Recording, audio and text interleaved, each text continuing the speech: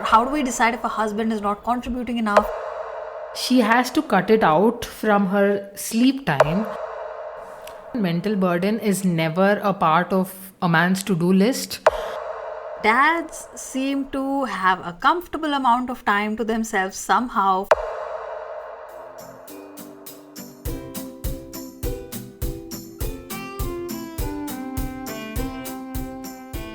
Fathers of today have come a long way, breaking a lot of generational stereotypes. They take part in household chores, change diapers, and they don't shy away from learning new things. They are also very much present and involved in their growing child's life.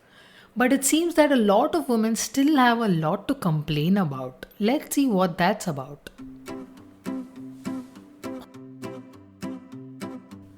Hey, mommies! We know you're tired and you're here for a reason. We are two moms just looking to unwind after a long day. So come join our rants and let's make this journey a little less lonely, one episode at a time. Welcome to our podcast, Mom vs. World. It is too obvious, but we should address the elephant in the room, which is patriarchy. I'm sure you don't want to hear about that so much. It's not just men in the house, not just possessive mothers and mean mother in laws, but wives, however young and modern they are. Wives and new moms, they also play a role in ensuring that patriarchy continues through generations.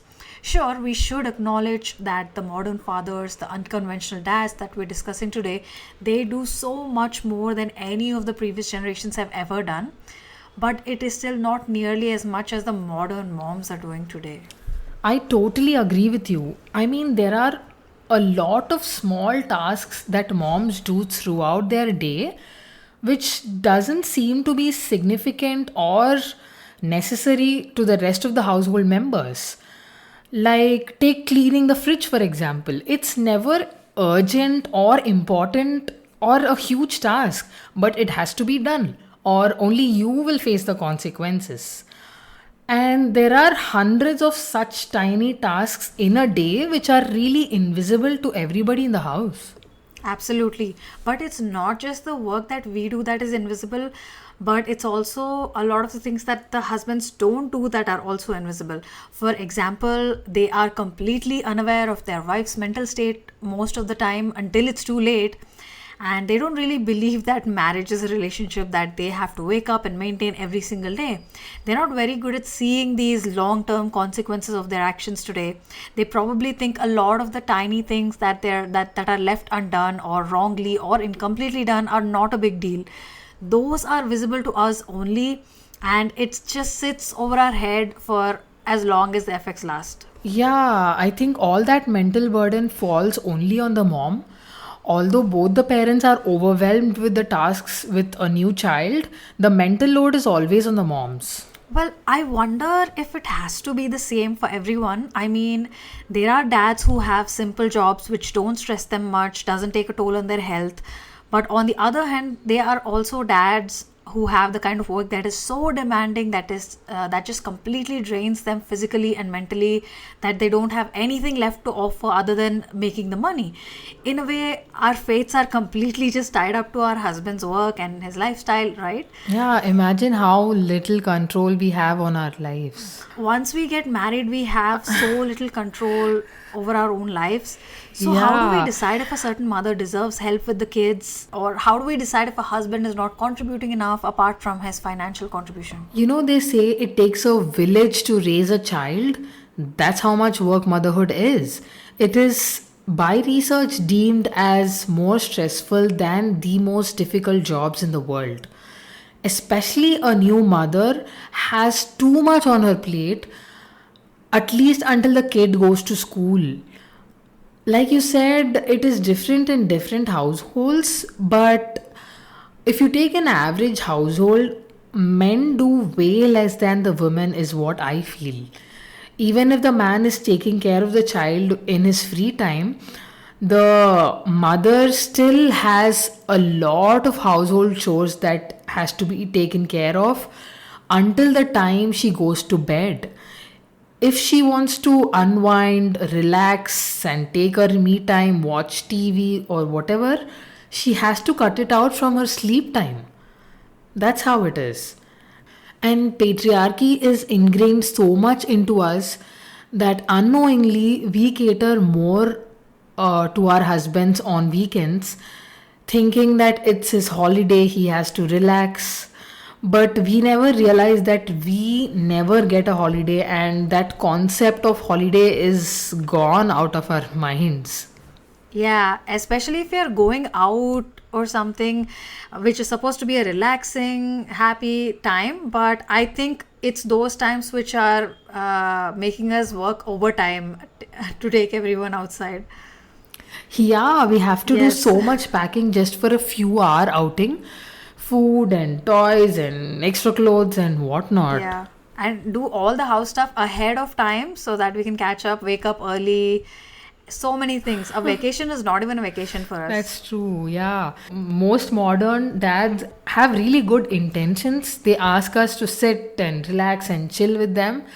But only we know if we are sitting and relaxing at that time, we are postponing some task for some other time, which in turn burdens us. Yeah, I know I had that question genuinely about what's fair to ask, but I totally agree with you here. It is about how much credit a mom's contribution gets and how much credit the dad gets. A lot of the tasks that we do seem to be unnecessary somehow, right? A mom, especially a new mom, is barely sitting down for a few minutes. Almost every day she wipes her tears and gets back to doing what she needs to do. And when she does get some spare time, she is worrying, planning, and analyzing. But often, all such thoughts are considered not important or a waste of energy and time. Like if you're doing that, you're overanalyzing, you're overthinking, or that sitting and worrying won't solve any problems. You have to move on. But little do they know that from worrying comes better decision making in a lot of situations. Not panicking, but worrying, you know what I mean? And what is considered overthinking is basically attention to detail, in my opinion. Yeah, there are so many small everyday things that affect our child's and husband's well being. So, we put a lot of extra effort in each tiny task. I think only we can sense patterns and habits ahead of time. So, we focus on those small things each day for a long term well being. For example, screen time or eating fruits.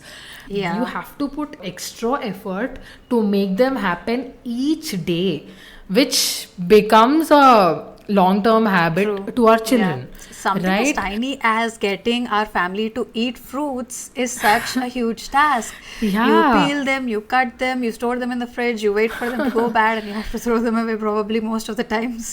Yeah, that's true. Imagine how many such small things we have Yeah. in a day, right? To develop a good healthy habit and a good personality to our child. No day can be left out. It is a lot of work. Yeah.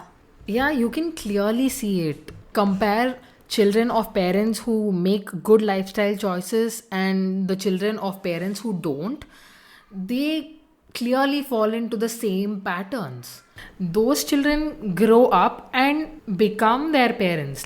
If your child is Yeah. not eating healthy now, he will never eat healthy later True, on. even if, let's say, there are some bad influences later on in life, externally in your teenage life or anywhere else, but no matter when, at the end of the day, when you grow old, you always fall back into those habits that you learned as a child. That's so true. Yeah, After yeah. 30, you want that comfort, you'll go back to all those habits that Yeah, you've known that's before. true.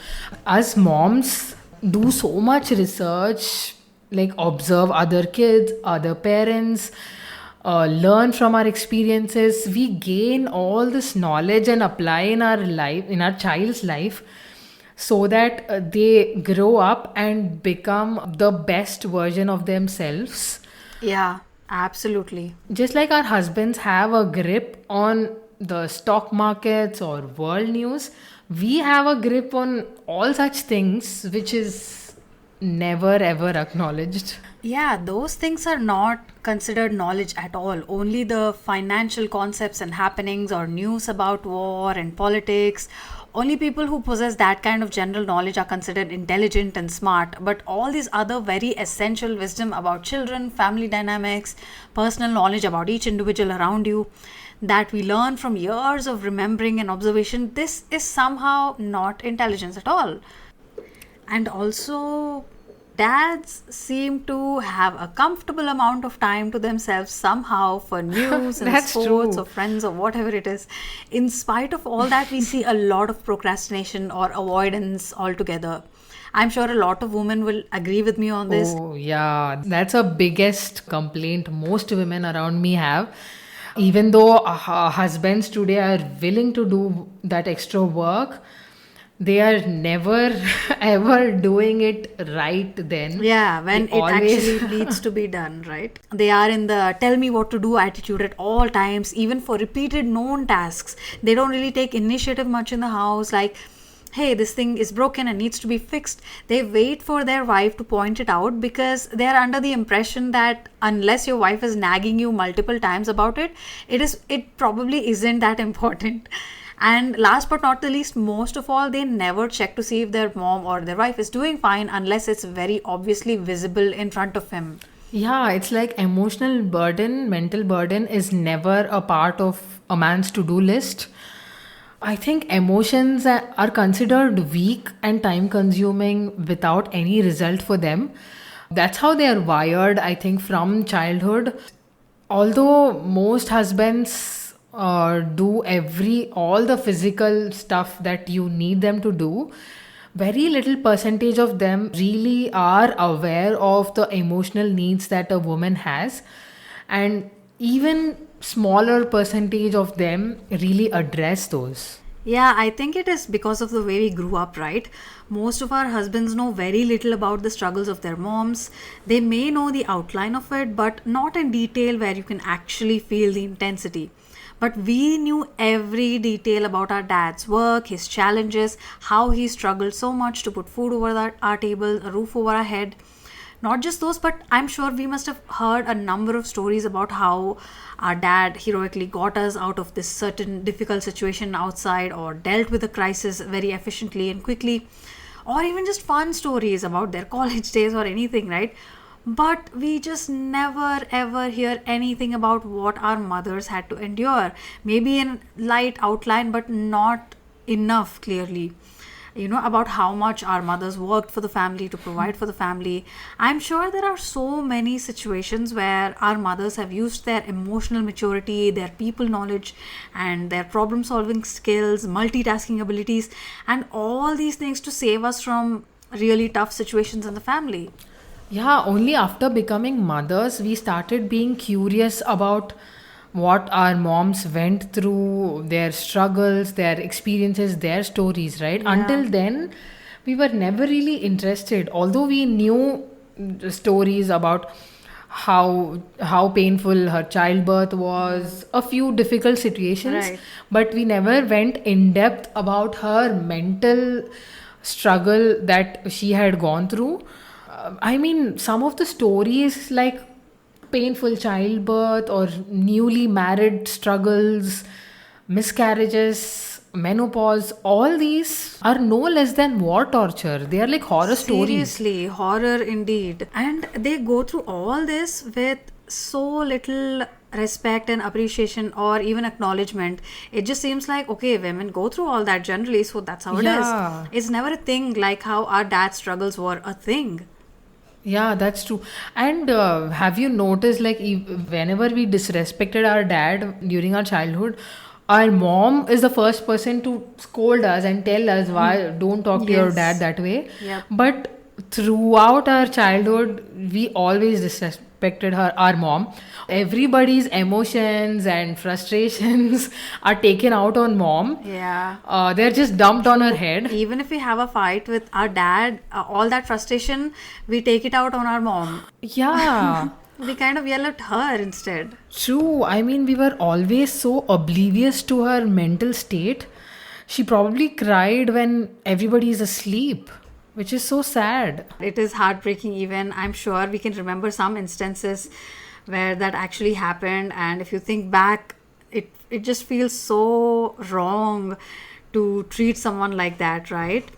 Especially, I think the kids should know that mom's bad moods or irritations have a valid reason, and those things need to be acknowledged, and that they're not just random mood swings that women have for no reason that need no attention. A very bad thing that I have heard from some people is that in a lot of houses, when the mom is upset or in a very bad mood, everyone else in the family is taught to just steer clear of her until she gets back in a better mood. That is considered good behavior. That is considered keeping the peace in the house. But I think it's really, really disrespectful to neglect someone who works so much for you. I think maybe dads can do more things like tell their children stories about their mom, teach them to treat her with respect, Yeah. and mainly to not take her for granted. Because everybody in the family needs and deserves love and affection and comfort and understanding. Everybody deserves to be heard in the family, right? And moms get that the least amount, and I think we need to really, really change that, and dads can play a big role in changing that. Yeah, children mirror their parents a lot more than we realize. I think if the dads take care of mom's mental well being, making sure she's sleeping well, eating well, giving her the space and time she needs, pushing her to dream and not give up on her personal ambitions or hobbies or whatever it is, the children learn by looking at it. If the household environment is in such a way, they grow up in such a way and they treat their partners in the same way. Yeah, all those things are not huge asks. They are well deserved. We have been taught how to nurture and take care of our fathers, brothers, and future husbands since we were kids. I think it is time we teach our boys how to take care of the women in their houses. I really hope we could resonate with you, because every feeling is valid in motherhood. If you enjoyed this episode, please follow us for more such content.